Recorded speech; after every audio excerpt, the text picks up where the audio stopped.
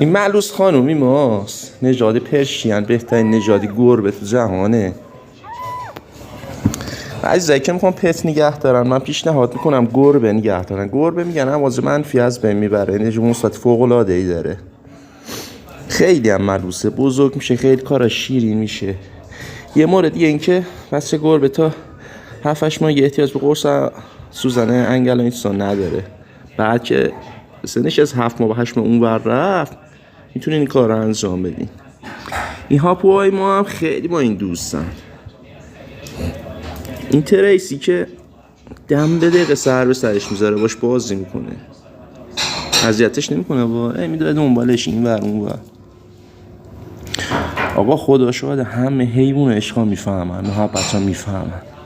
یعنی شاید بیشتر از ما انسان ها عشقا محبت ها درک میکنن.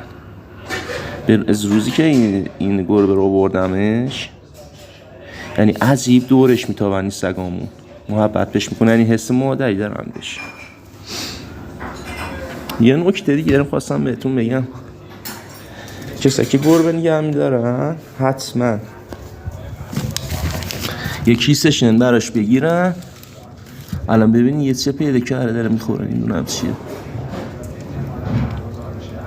هویجه، یه دیگه هویجه. آره یه کیسه شن بگیرن بذارن توی ظرف.